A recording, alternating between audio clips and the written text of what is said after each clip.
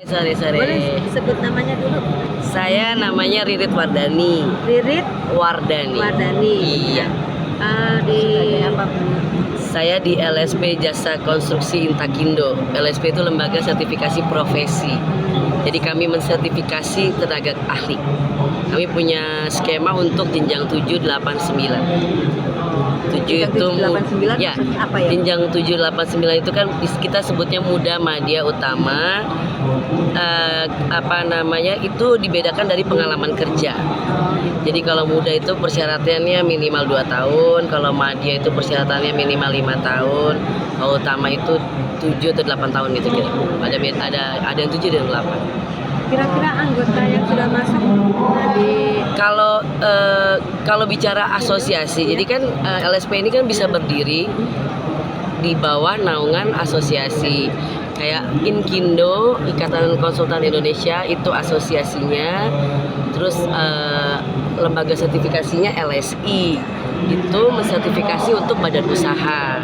Kemudian untuk Intakindo, jadi Inkindo itu untuk konsultan, berarti badan usaha. Nah kalau Intakindo itu Ikatan Tenaga Ahli Konsultan. Jadi ini konsultannya, ini tenaga ahlinya gitu. Nah itu kita waktu masih LPJK tuh ada banyak anggota, kita sampai 14.000 kalau di Intakindo. Tapi karena kita ini lisensinya di BRSP-nya baru tahun lalu kita keluar, per hari ini ya 400-an something lah yang sudah terbit SKK dari kami. SKK itu sertifikat kompetensi kerja. Jadi pergerakannya ini memang untuk profesi ya? Iya, tenaga ahli. Tenaga ahli. Iya, jadi kita dilisensi oleh BNSP. Apa sih yang dikerjakan untuk profesi itu? Dia menjadi tenaga ahli untuk proyek-proyek, Bu. Seperti kayak sekarang yang lagi booming kan IKN ya. Nah, itu di sana banyak tuh tenaga-tenaga ahli yang, karena sekarang di Kementerian PU itu setiap proyek tuh harus ada tenaga ahli yang bersertifikat. Dan itu ada semacam audit dari kementerian ke proyek-proyek itu, kalau nggak ada tenaga ahlinya pasti di stop proyeknya. Katanya yang saya tahu begitu. Sehingga banyak perusahaan yang mensertifikasi di tempat kita untuk tenaga ahlinya gitu. Terus yang sudah punya sertifikasi ini sudah banyak yang terjun di IKN belum? Kita punya cabang di Kaltim kan, jadi Intakindo asosiasi itu punya 30 provinsi kan, punya dewan pimpinan provinsi di 30 provinsi. Nah di 30 provinsi ini kita jadikan TUK atau tempat uji kompetensi gitu. Nah di Kaltim kita sudah ada dan sudah mulai jalan. Jadi karena waktu itu baru tahun lalu, kemudian ada perubahan regulasi, kami harus memperbaiki, kemudian ada sempat kita disuspend, sehingga baru mulai April kemarin kita benar-benar jalan gitu. Untuk sebenarnya kan jarang orang awam yang tahu ya Bu ya. Oh ya, Nah, oke. Jadi dengan adanya pameran ini tujuan Ibu apa? Supaya Pertama karena ini kan pameran konstruksi Indonesia. iya. Yang gampangnya sih kita pasti tiap tahun kita akan ikut ya, dari tahun ke tahun kita pasti ikut. Itu pertama. Kedua ya pasti kita kan mendukung Kementerian PU, karena penerbitan sertifikat ini juga kita terintegrasi dengan Kementerian PU. Jadi kalau tenaga ahli itu mau mengajukan sertifikat kompetensi kerjanya tuh mereka harus registrasi di Simpan, namanya itu portalnya PU juga. Kemudian dari Simpan itu untuk menginput tadi yang saya bilang pengalaman kerja itu. Kemudian dari Simpan mereka mengisi di portal perizinan PUPR. Itu saling terintegrasi. Jadi orang kalau daftar di portal perizinan ini, waktu mengisi pengalaman kerja itu tarik dari Simpan tadi. Nah di dalam portal perizinan ini mereka memilih LSP yang mau diambil apa, karena kan LSP kan ada banyak. Kalau Ibu keliling di sini banyak kan, LSP atau lembaga sertifikasi profesi itu ada banyak. Nah di situ mereka bisa pilih LSP-nya mau di mana. Ya, pasti mostly anggotanya asosiasi masuknya ke LSP-nya yang sama. Misalkan LSP Jakon Intakindo itu yang mendaftar dan memilih kami sebagai tempat untuk sertifikasi, pasti anggota-anggotanya Intakindo, karena asosiasi Intakindonya ada. Nah kemudian ya kontribusinya itu karena programnya Kementerian PUPR itu adalah setiap proyek yang dikerjakan itu harus ada tenaga ahlinya, berarti kita mensupport program PU.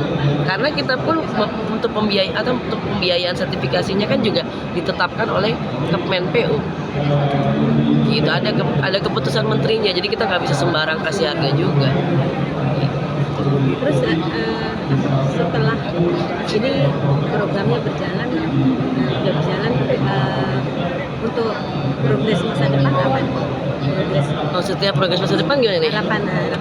Oh Harapan gitu. ke depannya. Ya pastinya kan ini saya mengcopy paste bahasanya Pak Kunjung Ketua BNSP ya, bahwa BNSP itu kan di bawah Kementerian Tenaga Kerja kan. Programnya pemerintah adalah mensertifikasi tenaga ahli. Makanya kalau nanti saya kasih tumbler ya, di tumbler saya tulis sertifikasikan keahlianmu. Jadi ibu ahli jurnalis pun bisa disertifikasi. Kira-kira gitu Bu. BNSP itu programnya gitu. Nah dulu saya pernah dengerin pidatonya Menteri Tenaga Kerja bilang bahwa di Indonesia ini pada waktu itu sih ya kalau nggak salah dari 100% tenaga ahli tenaga kerja di Indonesia yang sudah tersertifikasi itu belum ada 20%-nya katanya, kira-kira gitu. Padahal menjelang pasar bebas tenaga ahli tenaga dari luar akan masuk ke Indonesia gitu kan. Kita akan bersaing dengan tenaga-tenaga asing dari luar yang di luar tuh semua sudah tersertifikasi gitu. Contoh kayak asuransi mobil nih, kamu kalau di Indonesia di jalan mobil mogok masih bisa orang pada berdiri sendiri. Kalau di luar negeri kan nggak boleh. Kalau dia nggak punya sertifikasi untuk memperbaiki, dia nggak boleh. Asuransi nggak akan ganti kalau diperbaiki sendiri, harus diperbaiki oleh orang yang tersertifikasi. Kan Indonesia mau menuju ke sana gitu. Jadi kita berharapnya ya nanti dari yang 20% tenaga kerja di Indonesia yang tersertifikasi baru 20%, ya kita mau progresnya bertambah. Itulah pasti kita cita-citanya kayak gitu. Jadi Supaya lebih semua- terarah ya, tidak semua nanti sembarangan. tersertifikasi karena kedepannya ya itu tadi saya bilang pasar bebas tenaga ahli masuk bersaing dengan tenaga luar yang sudah tersertifikasi, bisa kegeser nih tenaga ahli di Indonesia yang tidak tersertifikasi kan, kira-kira gitu. Itu kira-kira gitu waktu itu saya ya kita dicopas dari menteri itu ya, Menteri Tenaga Kerja. Tujuannya itu, jadi itu memang programnya Kementerian Tenaga Kerja melalui BNSP, Badan Nasional BNS Sertifikasi Profesi. Jadi BNSP yang mengeluarkan lisensi untuk kita yang mensertifikasi. Kemudian asosiasi yang mengadakan pelatihan-pelatihan. Jadi misalkan dia mau ngambil ahli muda teknik jalan, pengalaman dia 2 tahun, tapi dia merasa masih kurang, kan kita ada standarnya kan. Jadi uji itu ada namanya SKKNI, Standar Kompetensi Kerja Nasional Indonesia.